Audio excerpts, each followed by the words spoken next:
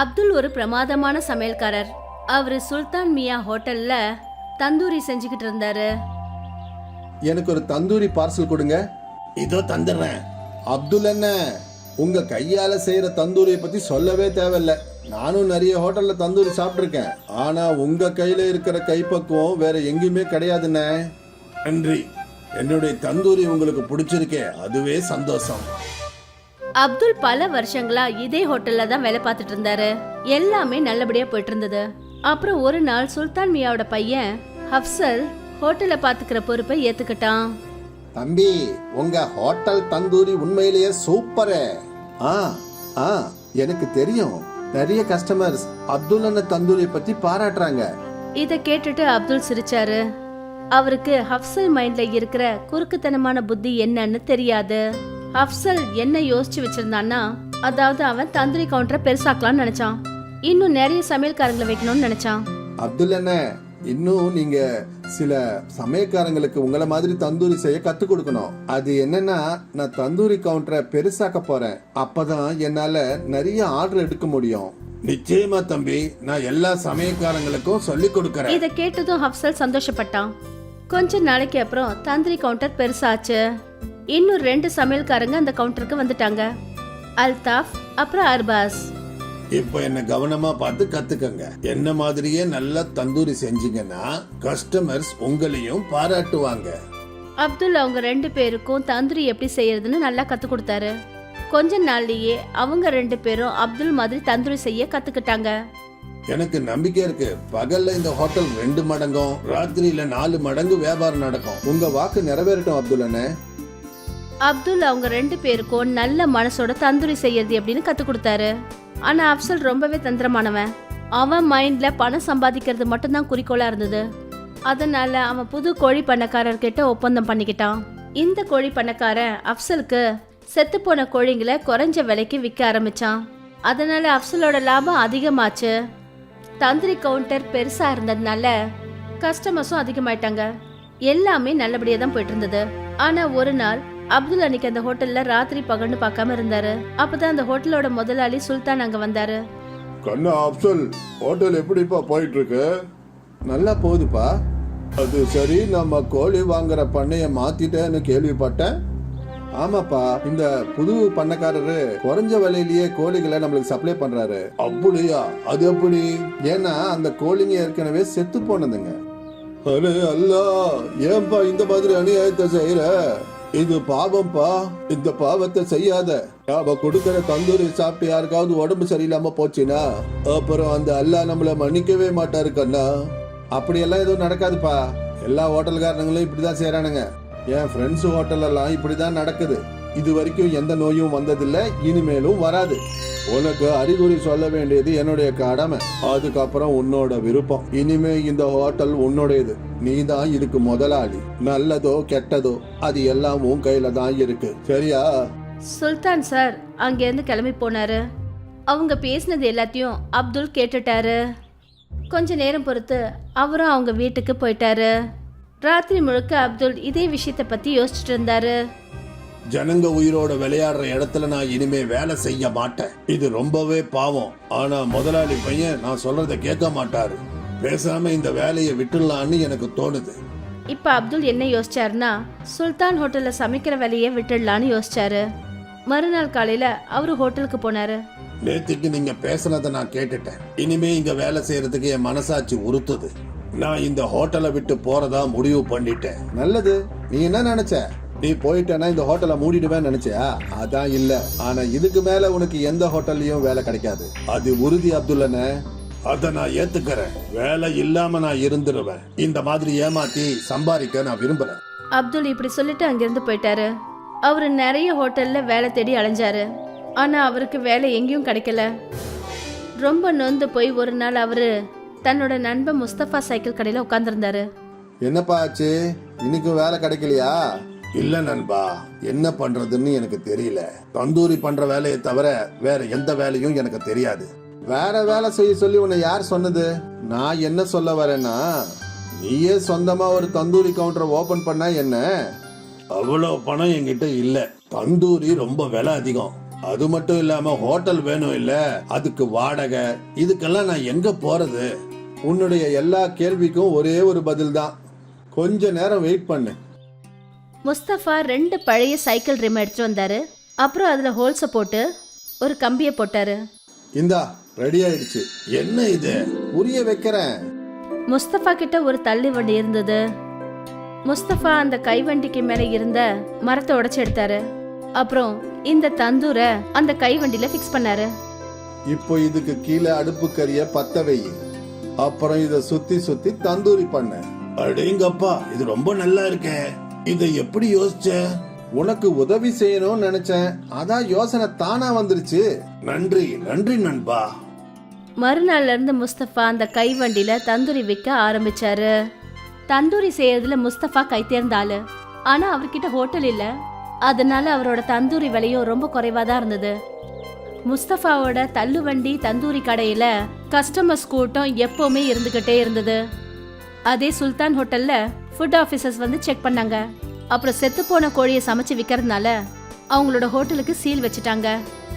அந்த குற்றத்துக்காக அப்சலுக்கு சிறை தண்டனை கொடுத்தாங்க. ஒருவேளை இதுதான் இயற்கையோட நியாயம் போல இருக்கு. நல்லவங்களுக்கு எப்போ நல்லதுதான் நடக்கும், அப்புறம் கெட்டவங்களுக்கு கெட்டதுதான் நடக்கும். இதுக்கு தான் சொல்லுவாங்க, நல்லதை மட்டும் செய், நல்லதே நடக்கும். அப்துல் ஒரு பிரமாதமான சமையல்காரர். அவரு சுல்தான் மியா ஹோட்டல்ல தந்தூரி செஞ்சுக்கிட்டு இருந்தாரு. எனக்கு ஒரு தந்தூரி பார்சல் கொடுங்க. இதோ தந்துடுறேன். அப்துல் என்ன, உங்க கையால செய்யற தந்தூரியை பத்தி சொல்லவே தேவையில்ல. நானும் நிறைய ஹோட்டல்ல தந்தூரி சாப்பிட்டிருக்கேன். ஆனா உங்க கையில இருக்கிற கைப்பக்குவம் வேற எங்கேயுமே கிடையாதுண்ணே. நன்றி. என்னுடைய தந்தூரி உங்களுக்கு பிடிச்சிருக்கே, அதுவே சந்தோஷம். அப்துல் பல வருஷங்களா இதே ஹோட்டல்ல தான் வேலை பார்த்துட்டு இருந்தாரு. எல்லாமே நல்லபடியா போயிட்டு இருந்தது. அப்புறம் ஒரு நாள் சுல்தான் மியாவோட பையன் அப்சல் ஹோட்டலை பாத்துக்கிற பொறுப்பை ஏத்துக்கிட்டான். தம்பி, உங்க ஹோட்டல் தந்தூரி உண்மையிலேயே சூப்பரு. எனக்கு தெரியும், நிறைய கஸ்டமர்ஸ் அப்துல் அண்ணன் தந்தூரி பத்தி பாராட்டுறாங்க. இத கேட்டுட்டு அப்துல் சிரிச்சாரு. அவருக்கு அப்சல் மைண்ட்ல இருக்கிற குறுக்குத்தனமான புத்தி என்னன்னு தெரியாது. அப்சல் என்ன யோசிச்சு வச்சிருந்தான்னா, அதாவது அவன் தந்தூரி கவுண்டரை பெருசாக்கலாம்னு நினைச்சான். இன்னும் நிறைய சமையல்காரங்களை வைக்கணும்னு நினைச்சான். அப்துல் அண்ணன், இன்னும் நீங்க சில சமயக்காரங்களுக்கு உங்களை மாதிரி தந்தூரி செய்ய கத்து கொடுக்கணும். அது என்னன்னா, நான் தந்தூரி கவுண்டரை பெருசாக்க போறேன். அப்பதான் என்னால நிறைய ஆர்டர் எடுக்க முடியும். நிச்சயமா தம்பி, நான் எல்லா சமயக்காரங்களுக்கும் சொல்லி கொடுக்கறேன். இத கேட்டதும் அப்சல் சந்தோஷப்பட்டான். கொஞ்ச நாளைக்கு அப்புறம் தந்தூரி கவுண்டர் பெருசாச்சு. இன்னும் 2 சமையல்காரங்க அந்த கவுண்டருக்கு வந்துட்டாங்க, அல்தாஃப் அப்புறம் அர்பாஸ். இப்ப என்ன கவனமா பார்த்து கத்துக்கங்க. என்ன மாதிரியே நல்லா தந்தூரி செஞ்சீங்கன்னா கஸ்டமர்ஸ் உங்களையும் பாராட்டுவாங்க. அப்துல் அவங்க 2 பேருக்கும் தந்தூரி எப்படி செய்யறதுன்னு நல்லா கத்து கொடுத்தாரு. கொஞ்ச நாள்லயே அவங்க 2 பேரும் அப்துல் மாதிரி தந்தூரி செய்ய கத்துக்கிட்டாங்க. எனக்கு நம்பிக்கை இருக்கு, பகல்ல இந்த ஹோட்டல் 2 மடங்கும், ராத்திரியில 4 மடங்கு வியாபாரம் நடக்கும். உங்க வாக்கு நிறைவேறட்டும் அப்துல் அண்ணே. அப்துல் அவங்க 2 பேருக்கும் நல்ல மனசோட தந்தூரி செய்யறது எப்படின்னு கத்து கொடுத்தாரு. ஆனா அப்சல் ரொம்பவே தந்திரமானவன். அவன் மைண்ட்ல பணம் சம்பாதிக்கிறது மட்டும்தான் குறிக்கோளா இருந்தது. அதனால அவன் புது கோழி பண்ணக்காரர்கிட்ட ஒப்பந்தம் பண்ணிக்கிட்டான். இந்த கோழி பண்ணக்காரன் அப்சலுக்கு செத்து போன கோழிங்களை குறைஞ்ச விலைக்கு விற்க ஆரம்பிச்சான். அதனால அப்சலோட லாபம் அதிகமாச்சு. தந்தூரி கவுண்டர் பெருசா இருந்ததுனால கஸ்டமர்ஸும் அதிகமாயிட்டாங்க. எல்லாமே நல்லபடியா தான் போயிட்டு இருந்தது. ஆனா ஒரு நாள் அப்துல் அன்னைக்கு அந்த ஹோட்டல்ல ராத்திரி பகல்னு பார்க்காம இருந்தாரு. அப்பதான் அந்த ஹோட்டலோட முதலாளி சுல்தான் அங்க வந்தாரு. கண்ணா அப்சல், ஹோட்டல் எப்படிப்பா போயிட்டு இருக்கு? நல்லா போகுதுப்பா. அது சரி, நம்ம கோழி வாங்குற பண்ணைய மாத்திட்டேன்னு கேள்விப்பட்டேன். ஆமாப்பா, இந்த புது பண்ணக்காரரு குறைஞ்ச விலையிலேயே கோழிகளை நம்மளுக்கு சப்ளை பண்றாரு. அப்படியா? அது எப்படி? ஏன்னா அந்த கோழிங்க ஏற்கனவே செத்து போனதுங்க. அரே அல்லா, ஏன்பா இந்த மாதிரி அநியாயத்தை செய்யற? இது பாவம்பா. இந்த பாவத்தை செய்யாத. நாம கொடுக்கற தந்தூரி சாப்பிட்டு யாருக்காவது உடம்பு சரியில்லாம போச்சுன்னா அப்புறம் அந்த அல்லாஹ் நம்மள மன்னிக்கவே மாட்டாரு கண்ணா. அப்படியெல்லாம் எதுவும் நடக்காதுப்பா. எல்லா ஹோட்டல்காரங்களும் இப்படிதான் செய்யறானுங்க. என் ஃப்ரெண்ட்ஸ் ஹோட்டல் எல்லாம் இப்படிதான் நடக்குது. இது வரைக்கும் எந்த நோயும் வந்ததில்லை, இனிமேலும் வராது. உனக்கு அறிகுறி சொல்ல வேண்டியது என்னுடைய கடமை. அதுக்கப்புறம் உன்னோட விருப்பம். இனிமே இந்த ஹோட்டல் உன்னுடையது. நீ தான் இதுக்கு முதலாளி. நல்லதோ கெட்டதோ அது எல்லாம் உன் கையில தான் இருக்கு, சரியா? சுல்தான் சார் அங்கேருந்து கிளம்பி போனாரு. அவங்க பேசினது எல்லாத்தையும் அப்துல் கேட்டுட்டாரு. கொஞ்ச நேரம் பொறுத்து அவரும் அவங்க வீட்டுக்கு போயிட்டாரு. ராத்திரி முழுக்க அப்துல் இதே விஷயத்த பத்தி யோசிச்சுட்டு இருந்தாரு. ஜனங்க உயிரோட விளையாடுற இடத்துல நான் இனிமே வேலை செய்ய மாட்டேன். இது ரொம்பவே பாவம். ஆனா முதலாளி பையன் நான் சொல்றத கேட்க மாட்டாரு. பேசாம இந்த வேலையை விட்டுடலான்னு எனக்கு தோணுது. இப்ப அப்துல் என்ன யோசிச்சாருன்னா, சுல்தான் ஹோட்டல்ல சமைக்கிற வேலையை விட்டுடலான்னு யோசிச்சாரு. மறுநாள் காலையில அவரு ஹோட்டலுக்கு போனாரு. நேத்துக்கு நீங்க பேசுனதை நான் கேட்டுட்டேன். இனிமே இங்க வேலை செய்யறதுக்கு என் மனசாட்சி உறுத்துது. நான் இந்த ஹோட்டலை விட்டு போறதா முடிவு பண்ணிட்டேன். நல்லது. நீ என்ன நினைச்ச? நீ போயிட்டேன்னா இந்த ஹோட்டலை மூடிடுவேன்னு நினைச்சியா? அதான் இல்ல. ஆனா இதுக்கு மேல உனக்கு எந்த ஹோட்டல்லையும் வேலை கிடைக்காது. அது உறுதி அப்துல்லனே. அத நான் ஏத்துக்கிறேன். வேலை இல்லாம நான் இருந்துருவேன். இந்த மாதிரி ஏமாத்தி சம்பாதிக்க நான் விரும்புறேன். அப்துல் இப்படி சொல்லிட்டு அங்கிருந்து போயிட்டாரு. அவரு நிறைய ஹோட்டல்ல வேலை தேடி அலைஞ்சாரு. ஆனா அவருக்கு வேலை எங்கேயும் கிடைக்கல. ரொம்ப நொந்து போய் ஒரு நாள் அவரு தன்னோட நண்பன் முஸ்தபா சைக்கிள் கடையில உட்கார்ந்துருந்தாரு. என்னப்பா ஆச்சு? இன்னைக்கு வேலை கிடைக்கலையா? இல்ல நண்பா, என்ன பண்றதுன்னு எனக்கு தெரியல. தந்தூரி பண்ற வேலையை தவிர வேற எந்த வேலையும் எனக்கு தெரியாது. வேற வேலை செய்ய சொல்லி உன்னை யார் சொன்னது? நான் என்ன சொல்ல வரேன்னா, நீயே சொந்தமா ஒரு தந்தூரி கவுண்டரை ஓபன் பண்ணா என்ன? அவ்வளவு பணம் என்கிட்ட இல்ல. தந்தூரி ரொம்ப விலை அதிகம். அது மட்டும் இல்லாம ஹோட்டல் வேணும் இல்ல, அதுக்கு வாடகை, இதுக்கெல்லாம் நான் எங்க போறது? உன்னுடைய எல்லா கேள்விக்கும் ஒரே ஒரு பதில் தான். கொஞ்ச நேரம் வெயிட் பண்ணு. முஸ்தபா 2 பழைய சைக்கிள் ரிம் எடுத்துட்டு வந்தாரு. அப்புறம் அதுல ஹோல்ஸ போட்டு ஒரு கம்பியை போட்டாரு. இந்தா ரெடி ஆயிடுச்சு. என்ன இது? புரிய வைக்கிறேன். முஸ்தபா கிட்ட ஒரு தள்ளி வண்டி இருந்தது. முஸ்தபா அந்த கைவண்டிக்கு மேல இருந்த மரத்தை உடைச்சு எடுத்தாரு. அப்புறம் இந்த தந்தூரை அந்த கைவண்டியில ஃபிக்ஸ் பண்ணாரு. இப்போ இதுக்கு கீழே அடுப்பு கறிய பத்த வை. அப்புறம் இத சுத்தி சுத்தி தந்தூரி பண்ணு.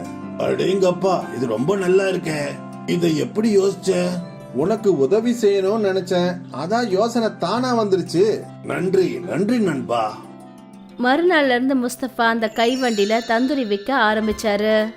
தந்தூரி செய்யறதுல முஸ்தபா கை தேர்ந்தாளு. ஆனா அவர்கிட்ட ஹோட்டல் இல்ல. அதனால அவரோட தந்தூரி விலையும் ரொம்ப குறைவா தான் இருந்தது. முஸ்தபாவோட தள்ளுவண்டி தந்தூரி கடையில கஸ்டமர்ஸ் கூட்டம் எப்பவுமே இருந்துகிட்டே இருந்தது. அதே சுல்தான் ஹோட்டல்ல ஃபுட் ஆபீசர்ஸ் வந்து செக் பண்ணாங்க. அப்புறம் செத்து போன கோழியை சமைச்சு விற்கிறதுனால அவங்களோட ஹோட்டலுக்கு சீல் வச்சுட்டாங்க. அந்த குற்றத்துக்காக அப்சலுக்கு சிறை தண்டனை கொடுத்தாங்க. ஒருவேளை இதுதான் இயற்கையோட நியாயம் போல இருக்கு. நல்லவங்களுக்கு எப்போ நல்லதுதான் நடக்கும், அப்புறம் கெட்டவங்களுக்கு கெட்டதுதான் நடக்கும். இதுக்கு தான் சொல்லுவாங்க, நல்லதை மட்டும் செய், நல்லதே நடக்கும். பக்கத்து வீட்டு பிங்கி புது சேலையை வாங்கியிருக்கா. ஆனா நீங்க எனக்காக ஒரு புது சேலை கூட வாங்கி கொடுக்கல. அட எவ்வளவு சம்பாதிக்கிறனோ அதை எல்லாத்தையும் உனக்கு தானே கொடுக்குறேன். வீட்டோட செலவாலே நீ தானே பாத்துக்கிற. அது என்னவோ சரிதான். நீங்க சம்பாதிச்சதெல்லாம் எனக்கு தான் கொடுக்குறீங்க. ஆனா எவ்வளவு கொடுக்குறீங்கன்னு கூட பார்க்கணும்ல. அந்த காசு வெறும் 2 வேளை சாப்பாடுக்கு மட்டும்தான் பத்துது. அப்புறம் இதே குடிசையில நாம எவ்வளவு வருஷமா வாழ்ந்துட்டு இருக்கோம். ஆனா இன்னமும் காஞ்ச ரொட்டியை தான் சாப்பிட்டுட்டு இருக்கோம். அட நான் இப்போ என்ன பண்றது? எவ்வளவு சம்பாதிக்க முடியுதோ அவ்வளவு சம்பாரிச்சுக்கிட்டே இருக்கேன். டாபால தானே வேலை பண்ணிக்கிட்டே இருக்கேன். ஓனர் எவ்வளவு தராங்களோ அதை எல்லாத்தையும் உனக்கு தானே நான் கொடுக்குறேன். உலகம் எங்க இருந்து எங்க வரைக்கும் போயிடுச்சு. ஆனா நீங்க இன்னமும் இப்படியே இருக்கீங்க. உங்களுக்கு வேலை செய்யறதுக்கு அந்த ஒரு டாபா மட்டும்தான் இருக்கா என்ன? அட உன் வேலையை மட்டும் நீ பாரு. நான் உழைச்சிக்கிட்டே இருக்கேன்ல, சும்மா உக்காந்துருக்கனா? சீமாக்கு கல்யாணம் நடந்து சில வருஷமாச்சு. ஆனா ராமுவால அவளுக்கு எல்லா சந்தோஷங்களையும் கொடுக்க முடியல. இதனாலேயே சீமா எப்பவுமே சிடுசிடுன்னு இருந்துட்டு இருந்தா. இது பத்தாதுன்னு அவளோட பக்கத்து வீட்டுக்காரங்க ஏதாவது புதுசா வாங்கினா அதை பார்த்து அவளுக்கு ரொம்பவே பொறாமையா இருந்துட்டு இருக்கும். அப்புறம் அந்த பொறாமனால வந்த கோவத்தை தன்னோட கணவன் மேல இறக்கிட்டு இருப்பா. ஒரு நாள் என்னாச்சுன்னா, ராமு எப்பயும் போலவே டாபால வேலை செஞ்சுக்கிட்டு இருந்தான். டேய் என்னடா டேபிள்ல கஸ்டமர் கூப்பிட்டுக்கிட்டே இருக்காங்க, நீ என்ன யோசிச்சுக்கிட்டே இருக்க? சார் கேட்கல, வேலை பார்த்துக்கிட்டே இருந்த அதனால. இப்பப்போ உன்னோட நினைப்பு எங்க இருக்குன்னு தெரியல. இப்படிலாம் இருந்தா நடக்கவே நடக்காது. அப்படின்னா ஒன்னு பண்ணு, நீ இங்க வேலையை விட்டுட்டு வேற எங்கேயாச்சும் வேலையை பாரு. சார் நான் இந்த டாபால ரொம்ப வருஷமா வேலை பார்த்துக்கிட்டே இருக்கேன். அப்படி இருக்கும்போது எதுக்கு இப்படி பண்றீங்க? அடோ அது என்னன்னா, என் பொண்டாட்டியோட தம்பி, அப்படின்னா என்னோட மச்சான் ஊர்ல இருந்து வந்திருக்கான். அவனுக்கு வேற வேலையும் கிடைக்கல. அதனால என் கூட அவ வேலை பார்க்கறதுக்கு விருப்பப்படுறான். 2 பேரை நான் வேலைக்கு வைக்க முடியாதுல்ல. அதனால நீ இங்கிருந்து போயிரு. சார் உங்களுக்கு தெரியும் நான் தந்தூரி ரொட்டியை நல்லா பண்ணுவேன்னு, கூடவே மிச்சர் கூட.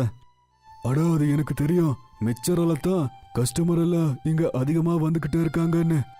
ஆனா இப்போ என் மச்சாவுக்கு நான் என்ன பதில் சொல்லட்டும்? உனக்கு தெரியும்ல, மச்சா கேட்டா என்னவா இருந்தாலும் பண்ணி கொடுக்கணும். அவனை வேலைக்கு வச்சுக்கலனா என் பொண்டாட்டி என்ன திட்டியே கொன்னுருவான். நீங்க இருந்து போயாகணும். அது எனக்கு நஷ்டமா இருந்தாலும் லாபமா இருந்தாலும் இதை நான் பண்ணியே ஆகணும்ப்பா. ராமு மூஞ்சிய தொங்க வச்சுக்கிட்டு அங்கிருந்து கிளம்பிட்டான். அவன் இப்போ என்ன வேலையை செய்யணும்ட்டு அவனுக்கு சுத்தமா புரியவே இல்ல. இப்போ நான் என்ன பண்ணட்டும்? சீமா எப்பவும் சண்டை போட்டுக்கிட்டே இருப்பா. வீட்டு செலவுக்கெல்லாம் நான் இப்போ என்ன பண்றது? இப்போ அவளுக்கு என் வேலை போயிருச்சுன்னு தெரிய வந்துச்சுன்னா ஐயோ அவ என்ன சொல்ல போறாளோ? ராமு இப்படி சோகமா யோசிச்சுக்கிட்டே போயிட்டு இருந்தான். அப்பதான் வழியில அமித்ங்கிற தன்னோட பழைய ஃப்ரெண்ட பார்த்தான். அட அமித், நீ இங்க? எனக்கு வேலை கிடைச்சிருக்கு. ஆனா இங்கிருந்து கொஞ்சம் தூரம். நீ சொல்லு, ரொம்ப சோகமா எங்க போற? இவ்வளவு நாட்களுக்கு அப்புறம் பாக்குறேன், அப்பவும் இப்படி இருக்கியே. ராமு நடந்ததை எல்லாத்தையும் அமித் கிட்ட சொன்னான். இங்க பாருப்பா, என்கிட்ட ஒரு அடுப்பு இருக்கு. அது சும்மா தான் இருக்கு. எனக்கு வேலை கிடைச்சிருக்குல்ல, அதனால இங்கிருந்து நான் தூரமா போறேன். ஒன்று பண்ணு, என் அடுப்பை நீ எடுத்துக்கோ. அதை எடுத்து நீ ஒரு பிஸ்னஸை ஸ்டார்ட் பண்ணு. அது ரொம்ப நல்லதா போச்சு. அந்த அடுப்பு எனக்கு கிடைச்சதுன்னா நான் மிச்சர் பாவை பண்ணி நல்லா விற்பேன். சரி சரி, நான் உனக்கு அந்த அடுப்பை கொடுக்குறேன். ராமு அமித் கொடுத்த தந்தூரை எடுத்துக்கிட்டு வந்து சீமா கிட்ட நடந்ததை எல்லாத்தையும் சொன்னான். தன்னோட கணவனோட வேலை போயிடுச்சுன்னு சீமாக்கும் ரொம்பவே கஷ்டமா இருந்தது. ஆனா விஷயத்தை புரிஞ்சுக்கிட்டு அவ ராமு கிட்ட இப்படி சொன்னா. உங்க வேலை போயிடுச்சுன்னு எனக்கு ரொம்ப கஷ்டமா தான் இருக்கு. ஆனா ஒரு நல்ல விஷயம் என்னன்னா நமக்கு ஒரு தந்தூர் கிடைச்சிருக்கு. இந்தாங்க, நான் கொஞ்சம் காசு சேமிச்சு வச்சிருந்தேன். அட உங்ககிட்ட காசு இருந்தது ரொம்ப நல்லதா போச்சு. இன்னைக்கு இந்த காசு தான் நமக்கு உதவும். இதை வச்சு மிச்சர் பண்ற பொருட்களை நான் வாங்கிட்டு வரேன். ராமு அந்த காசால மிஸ்ஸலுக்கு தேவையான பொருட்களை வாங்கினான். அப்புறம் மிஸ்ஸலை தயார் செஞ்சு மார்க்கெட்ல ஒரு தள்ளு வண்டியை போட்டான். ஆனா பாவம், ஒரு மிஸ்ஸல் பாவு கூட வித்து போகல. இதனால ராமு ரொம்பவே நொந்து போயிட்டான். நீங்க ஏன் கவலைப்படுறீங்க? ஜனங்களுக்கு உங்களோட கைப்பக்குவத்தை பத்தி தெரியாது இல்லைங்க, அதனாலதான் இப்படி நடந்திருக்கு. என்னைக்கு அவங்க உங்களோட மிஸ்ஸல் பாவை சாப்பிடுவாங்களோ அன்னைக்கு தான் நீங்க எவ்வளவு ருசியா செய்யறீங்கன்ட்டு அவங்களுக்கு புரிய வரும். கொஞ்சம் கொஞ்சமா ராமுவோட கடைக்கு ஜனங்க வர ஆரம்பிச்சாங்க. அவங்களுக்கு தந்தூர் மிசல் பாவை ரொம்பவே பிடிச்சு போச்சு. இத பார்த்து ராமுவும் சீமாவும் ரொம்பவே சந்தோஷப்பட்டாங்க. சீமா, நீ சரியா சொன்ன. நான் அந்த டாபால இருந்திருந்தேனா கண்டிப்பா ஒண்ணுமே பண்ணிருக்க முடியாது. என்கிட்ட இவ்வளவு டேலண்ட் இருக்குன்னு எனக்கு தெரிஞ்சிருக்காதுமா. நான் சும்மா சும்மா சண்டை போடுறேன்னு நினைச்சீங்களா? நீங்க முன்னேறணும்ட்டு தான் அப்படி செஞ்சேன். இப்ப பாருங்க, எல்லாருமே உங்களோட தந்தூரி மிசல் பாவை விரும்பி சாப்பிட்டுட்டு இருக்காங்க. நான் என் வேலையை ஒரு தள்ளு வண்டியில ஸ்டார்ட் பண்ணேன். ஆனா இன்னைக்கு ஒரு கடையே என்கிட்ட இருக்கு. அந்த கடை ஃபுல்லா கஸ்டமர் எப்பவுமே இருப்பாங்க. இத பார்க்கும்போது எனக்கு ரொம்ப சந்தோஷமா இருக்கு. ராமு நாளுக்கு நாள் இப்படியே முன்னேறிக்கிட்டே போனான். ஒரு நாள் ராமு கிட்ட ஒரு கஸ்டமர் வந்தான். அவன் பார்க்கறதுக்கு ஒரு சேட்டு மாதிரி இருந்தான். அட, நான் கேள்விப்பட்டேன் நீ மிச்சர் பாவை ரொம்ப சூப்பரா பண்ணுவியா? அதுல என்னப்பா போடுவ? வெறும் என்னோட அன்பை மட்டும் தான் போடுவேன். அதான் எல்லாருக்குமே ரொம்ப பிடிச்சிருக்கு. அந்த அன்பு எங்களுக்கும் தேவைப்படுது. எனக்கு புரியல. அட, வர மாசம் என் பொண்ணோட கல்யாணம். நான் விருப்பப்படுறது என்னன்னா, தந்தூரி மசாலா பாவை என் பொண்ணோட கல்யாணத்துக்கு நீ பண்ணி கொடுக்கணும். ஏன்னா என் பொண்ணுக்கு வெளிநாட்டுக்காரனை மாப்பிள்ளையா பார்த்துருக்கேன். அவங்களுக்கு ஒரு குறைய கூட நான் வைக்கக்கூடாதுன்னு நினச்சிக்கிட்டு இருக்கேன். நான் இந்தியன் ஃபுட்டோட எல்லாத்தையும் சூஸ் பண்ணி என்னோட பொண்ணு கல்யாணத்தில் நான் வச்சுக்கிட்டு இருக்கேன். அட அட, இது ரொம்ப ரொம்ப நல்ல விஷயம். நான் உங்கள் பொண்ணோட கல்யாணத்தில் கண்டிப்பாக மிச்சர் பாவை பண்ணுறேன். ஏன்னா இது இந்தியாவோட மானத்து பிரச்சனை. என் வீட்டு சாப்பாடை வெளிநாட்டுக்காரங்க சாப்பிட்றாங்கன்னா எனக்கு ரொம்ப பெருமையாக இருக்குது. அவங்க கண்டிப்பாக நம்ம ஃபுட்டை விரும்பி சாப்பிடுவாங்க. அட, அதனால தான் நாட்டோட மூளைக்கு போய் ஃபுட்ஸை சூஸ் பண்ணி ஆர்டர் கொடுத்துக்கிட்டே இருக்கேன்.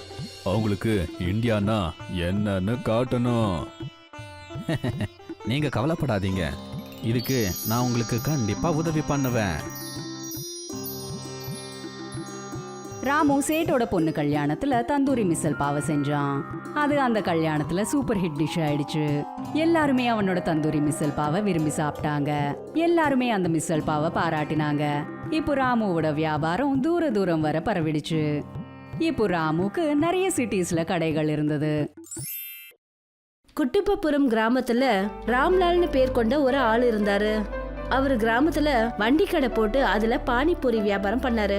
ராம்லாலோட பானிபூரிய சாப்பிடுறதுக்கு ரொம்ப தூரத்துல இருந்தெல்லாம் ஆளுங்க வருவாங்க. ராம்லால் இரக்க சுபாவம் உடைய ஒரு ஆளு. ஏழைங்களுக்கெல்லாம் அவர் இலவசமாவே பானிபூரி கொடுப்பாரு. ஒரு நாள் ரத்னாபுர் கிராமத்தை சேர்ந்த தலைவர் ராம்லாலோட பானிபூரிய பத்தி கேள்விப்பட்டு தன்னோட 2 நண்பர்கள் பீமா அப்புறம் காளியாவை கூட்டிக்கிட்டு அங்க வந்தாரு. உன்னோட பானிபூரியோட புகழ் தூரத்தில் இருக்கிற கிராமங்களுக்கும் தெரிஞ்சிருக்கு ராம்லால். என்னால் இங்கே வந்து பானிபூரி சாப்பிட்றத தடுக்கவே முடியலை. இவங்க என்னோட நண்பர்கள் பீமாவும் காளியாவும். உன் கையால் செஞ்ச சூப்பரான பானிபூரியை எங்களுக்கு கொடு. ராம்லால் அவங்க எல்லாருக்கும் ஒவ்வொரு பிளேட் பானிபூரிய கொடுத்தாரு. பானிபூரிய சாப்பிட்டுட்டு தலைவர் ரொம்ப சந்தோஷப்பட்டு சொன்னாரு, உன்னோட கையில் மாயஜாலம் இருக்கு ராம்லால். இந்த பானிபூரியை சாப்பிட்டால சந்தோஷமா இருக்கு. சரியா சொன்னீங்க தலைவரே. நிறைய கிராமத்தில் பானிபூரி சாப்பிட்ருக்கோம். ஆனால் இப்படி ஒரு பானிபூரியோட சுவையை எங்கேயும் சாப்பிடவே முடியாது. ராம்லால், நீ எதுக்கு எங்கள் கிராமத்தில் வந்து கடை வைக்கக்கூடாது? காளியா சரியா சொல்கிறான் ராம்லால். எங்கள் கிராமம் உங்கள் கிராமத்தை விட ரொம்பவே அழகாக இருக்கும். அப்புறம் அங்கே நிறைய வியாபாரிகளும் இருக்காங்க. உன்னோட பானிபூரி அங்கே ரொம்ப அருமையாக விற்கும். உனக்கு ஓகேனா நான் உனக்காக அந்த கிராமத்தில் ஒரு கடையையும் ஏற்பாடு பண்ணி தரேன். இல்லை தலைவரே, நான் என் கிராமத்தை விட்டு வேற எங்கேயும் வரமாட்டேன். எங்கள் கிராமத்தில் உங்களை மாதிரி ஒரு நல்ல பெரிய மனுஷன் இங்கே இல்லை தான். ஆனால் எனக்கு என்னோட கிராமத்தில் தான் நிம்மதி கிடைக்குது. உங்களுக்கு இந்த விஷயம் தெரியாதுன்னு நினைக்கிறேன் தலைவரே. இந்த ராம்லால் இந்த கிராமத்திலே ஒரு பெரிய முட்டாளாக இருக்கான். அறிவே இல்லாதவன். இவன் பாதிக்கும் அதிகமான பானிபூரியை இந்த கிராமத்தில் இருக்கிற ஏழைங்களுக்கு ஃப்ரீயாக கொடுக்கறானா. பீமா சொன்னதை கேட்டுட்டு தலைவர் சிரிச்சுக்கிட்டே சொன்னாரு, அது இவனோட ட்ரெஸ்ஸையும் அப்புறம் இவனோட கடையையும் பார்த்தாலே தெரியுதே. இப்போவும் வாய்ப்பு இருக்கு ராம்லால். இந்த மாதிரி வாய்ப்பு எப்பவுமே கிடைக்காது. வாழ்க்கையில் பணம் சம்பாதிக்கிறது ரொம்பவே முக்கியம். தலைவர் ராம்லாலுக்கு ஏதேதோ சொல்லி ஆசையை உண்டாக்கினாரு. ஆனா ராம்லாலோ அவர் சொல்றது எதையுமே அவரு ஏத்துக்கல. ராம்லால், நான் உன்னோட பானிபூரியை ரொம்ப நேரமாக பாராட்டி சொல்லிக்கிட்டே இருக்கேன். ஆனால் நான் சொல்கிற விஷயத்த நீ புரிஞ்சிக்கவே மாட்டேங்கிறியே. இப்படியே போனால் உன்னோட இந்த பானிபூரி கடையை உன்னால் ரொம்ப நாளைக்கு நடத்த முடியாது. இப்படி சொல்லிட்டு தலைவர் ரொம்ப கோவத்தோட அவருடைய நண்பர்களை கூட்டிட்டு அங்கிருந்து போனாரு. அவர் நேரா ராம்லால் கிராமத்தை சேர்ந்த தலைவர் சத்துவ போய் பார்த்தாரு. என்ன சத்துவண்ணே, உங்களோட கிராமத்தில் எப்படி போய்கிட்டு இருக்கு? அட, என்னோட கிராமத்தில் என்ன நல்ல விஷயம் நடக்க போகுது தலைவரே. உங்கள் கிராமத்தில் தான் எல்லா நல்லதும் நடக்குது. உங்கள் கிராமம் ரொம்பவே செழிப்பாக இருக்குது. ஆனால் எங்கள் கிராமத்து ஜனங்களுக்கு 2 வேளை சாப்பாடு கிடைக்கிறது ரொம்பவே கஷ்டமான விஷயமா இருக்கு. உன்னோட கிராமத்தில் ராம்லாலோட பானிபூரி ரொம்பவே ஃபேமஸ் ஆனது. தூரத்துலேருந்து ஜனங்க எல்லாம் அவனோட பானிபூரியை சாப்பிட்றதுக்காக மட்டுமே இந்த கிராமத்துக்கு வந்துட்டு இருக்காங்க. அதில் சந்தேகப்படுறதுக்கு எதுவும் இல்லை தலைவரே. பாவம், அவனோட கடை என்னமோ நல்லபடியாக போய்கிட்டு தான் இருக்குது. இதைத்தான் நான் உங்களுக்கு புரிய வைக்க வந்திருக்கேன் சத்து. நான் சொல்கிறத கவனமாக கேளுங்க. உங்கள் கிராமத்தோட பேர் உங்களோட பேரால் கிடையாது, அந்த ராம்லாலால் தான் ரொம்ப ஃபேமஸாக இருக்கு. தூர கிராமத்திலேருந்து ஜனங்க எல்லாம் அவனோட பானிபூரியை சாப்பிட்றதுக்காகவே இங்கே வராங்க. இப்படியே போய்கிட்டு இருந்துச்சுன்னா அந்த நாள் தூரத்தில் இல்லை. கிராமத்து ஜனங்க எல்லாரும் ஒன்றா சேர்ந்துக்கிட்டு ராம்லாலையே இங்கே தலைவராக்கிடுவாங்க. ரத்னாபுர் கிராமத்தை சேர்ந்த தலைவர் சொன்னதை கேட்டுட்டு சத்து ரொம்பவே அதிர்ந்து போனாரு. நீங்க சொல்றது என்னவோ ரொம்ப சரியான விஷயம்தான் தலைவரே. இந்த விஷயத்தை பத்தி நான் யோசிச்சு கூட பார்க்கலையே. நீங்க சொன்னது எனக்கு ரொம்ப டென்ஷனா இருக்கு. இதோட தீர்வு என்னன்னோ நீங்க சொல்லிட்டு போயிடுங்களேன். என்னோட கிராமத்து பேரு என் பேரால ஃபேமஸ் ஆகிறதுக்கு நான் என்ன பண்ணணும்னு நீங்க சொல்ல வரீங்க? இது ரொம்ப ஈஸியான விஷயம். உன்னோட கிராமத்தோட பேரு பானிபூரியால தான் ஃபேமஸா இருக்கு. நீ சிட்டியில் போயிட்டு சூப்பராக பானிபூரி செய்கிற ஒருத்தனை கூட்டிகிட்டு வா. அப்புறம் உன் கிராமத்தில் ஒரு பெரிய ரெஸ்டாரண்ட்டை ஓப்பன் பண்ணு. ரெஸ்டாரண்ட் ஓப்பன் ஆச்சுன்னா அப்புறம் ராம்லாலோட பானிபூரியை சாப்பிட்றதுக்கு யார் வருவாங்க? எங்களோட தலைவர் ரொம்ப சரியாக சொல்கிறாரு சத்துவண்ணே. நீங்கள் அவர் சொல்கிறத கேட்டு தான் ஆகணும். எங்கள் கிராமத்து ஜனங்க எல்லாரும் எங்கள் தலைவர் சொல்கிற விஷயத்த தான் கேட்பாங்க. அதான் பாருங்க, எங்கள் கிராமத்துக்கும் உங்கள் கிராமத்துக்கும் எவ்வளோ வித்தியாசம் இருக்குன்னு. நீங்கள் 2 பேரும் ரொம்ப சரியாக சொல்கிறீங்க. நான் நாளைக்கே போய் சிட்டிலேருந்து சூப்பராக பானிபூரி செய்கிற ஒருத்தனை கூட்டிகிட்டு வந்துடுறேன். அப்புறம் இங்க எங்க கிராமத்துல ஒரு ரெஸ்டாரண்ட்டையும் ஓபன் பண்ணி வச்சிடுறேன். அப்புறம் இந்த ரெஸ்டாரண்டோட பேரு என்னோட பேர்ல தான் இருக்கும், சத்து ரெஸ்டாரண்ட். சத்து சொன்ன விஷயத்தை கேட்டுட்டு ரத்னாபுர் கிராமத்தை சேர்ந்த தலைவர் சிரிச்சுக்கிட்டே அந்த இடத்த விட்டு போயிட்டாரு. தலைவர் தன்னோட நண்பர் காளியா கிட்ட சொன்னாரு, இதைத்தான் ராஜதந்திரம்னு சொல்லுவாங்க காளியா. இனிமே நீ பாரு, இந்த ராம்லால் இன்னையிலிருந்து அந்த சத்து தலைவரோட பார்வையில மாட்டிக்கிட்டான். கொஞ்ச நாள்லயே அந்த ராம்லாலோட பேரு அழிஞ்சு போயிடும். உங்களோட மூளைக்கு எல்லையே இல்லை தலைவரு. சில நாட்கள்லயே தலைவர் சத்து கிராமத்துல ஒரு ரொம்ப நல்ல ரெஸ்டாரண்ட்டை கொண்டு வந்துட்டாரு. அப்புறம் நகரத்துல இருந்து ரொம்ப அற்புதமா பானிபூரி செய்யற ஒருத்தரை தன்னோட கிராமத்துக்கு கூட்டிட்டு வந்தாரு. கொஞ்ச நாளைக்கு அப்புறம் கிராமத்து ஜனங்க எல்லாரும் அவருடைய ரெஸ்டாரண்ட்டுக்கு போய் பானிபூரி சாப்பிட ஆரம்பிச்சாங்க. இப்ப சத்துவோட வண்டி கடைக்கு யாருமே வர்றதில்ல. பாவம் அந்த சத்து தினமும் பானிபூரி கடைய போட்டு நாள் முழுக்க வெயில்ல தனியா நின்றுட்டு இருப்பாரு. சாயந்தரத்துக்குள்ள அவரோட பானிபூரி எல்லாம் கெட்டு போயிடும். சில நாட்களுக்கு அப்புறம் அவரோட மனைவி நிர்மலா ராம்லால் கிட்ட சொன்னா, இனிமே நீங்க உங்க கடைய வேற ஏதாவது ஒரு கிராமத்துல போடணுங்க. உங்க பானிபூரிய சாப்பிடறதுக்கு இப்ப யாருமே வருதில்ல. நாம இப்ப தெருவுக்கு வந்துட்டோம். நீ சரியா சொன்ன. தினமும் என்னோட பானிபூரிய சாயந்தர நேரத்துல தான் விற்கணும்னு தோணுது. அப்பதான் ராம்லாலோட வீட்டு கதவை யாரோ தட்டினாங்க. ராம்லால் போய் கதவை திறந்தாரு. அவர் பார்த்தபோது வெளியில ஒரு வயசான ஆளு நின்னுட்டு இருந்தாரு. எனக்கு சாப்பிட ஏதாவது கிடைக்குமாப்பா? 3 நாளா பசியோட இருக்கேன். என்னோட வீட்டில் ஏழ்மையால நான் சாப்பாடே செய்யலையே. எனக்கே கஷ்டத்து மேல கஷ்டம் வந்துகிட்டு இருக்கு. ஆனா என்கிட்ட கொஞ்சம் பானிபூரி இருக்கு. அது இது வரைக்கும் கெட்டு போகாம தான் இருக்கு.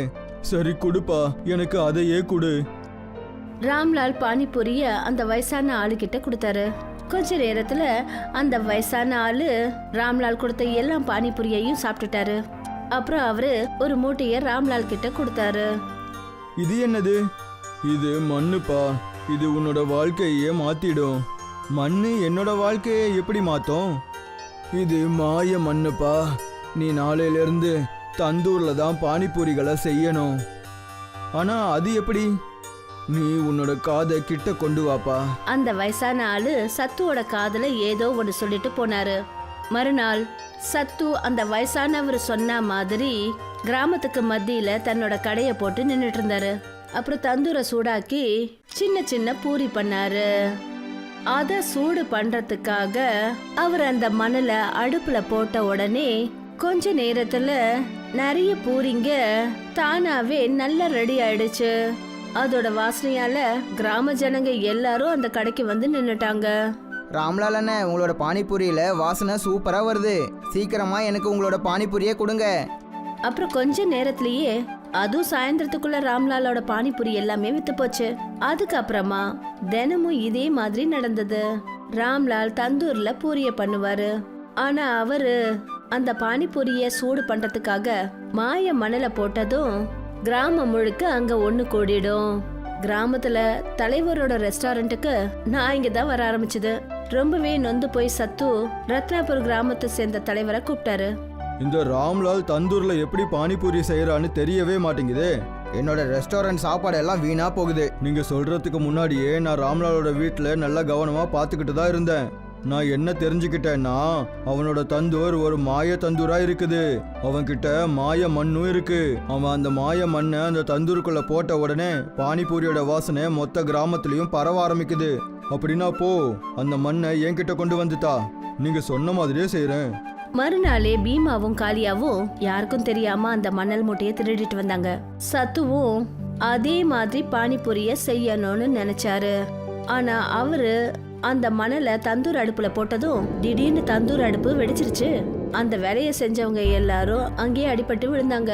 அப்பதான் அந்த இடத்துல ஒரு ஒலியோட ஒரு வயசான ஆளு சிரிச்சுக்கிட்டே சத்துவுக்கு முன்னாடி வந்து சொன்னாரு, நான் ஒரு மந்திரவாதி. நான் தான் இந்த மண்ணை ராம்லாலுக்கு கொடுத்தேன். இந்த விஷயம் உனக்கு தெரியாதுன்னு நினைக்கிறேன் தலைவரே. இந்த மண்ணு நல்லவங்களுக்கு மட்டும்தான் உதவி செய்யும். இது ராம்லாலுக்கு மட்டும்தான் உதவி செய்யும், உனக்கு கிடையாது. உனக்கு ஒரு ரகசியத்தை நான் சொல்லவா? இந்த மண்ணு அதோட முதலாளிய காப்பாற்றவும் செய்யும். நீ கவனமா இரு. ராம்லாலுக்கு எப்பவும் தொந்தரவு கொடுக்கணும்னு யோசிக்க கூட செய்யாத. அவன் ரொம்பவே கருணையுள்ள மனுஷன். அவனோட கருணையை பார்த்து ரொம்ப சந்தோஷப்பட்டு நான் தான் அவனுக்கு இந்த மாயமண்ணை கொடுத்தேன். அது மட்டும் இல்லாம அவன் எனக்கு பசியில இருக்கும்போது அவனோட பானிபூரிகளை கொடுத்தான். அவனுக்கு உதவி பண்றது என்னோட கடமையாச்சே. இப்படி சொல்லிட்டு அந்த வயசான ஆளு மறைஞ்சு போயிட்டாரு. அப்புறம் சத்து ஒன்னும் புரியாம நின்னுட்டு இருந்தாரு. அன்னையில இருந்து சத்து தன்னோட தோல்வியை ஒத்துக்கிட்டாரு. அப்புறம் ராம்லாலோட மாய தந்தூரி பானிபூரி இப்ப கிராமத்துல மட்டும் இல்ல, நகரம் முழுக்க பிரபலம் ஆயிடுச்சு.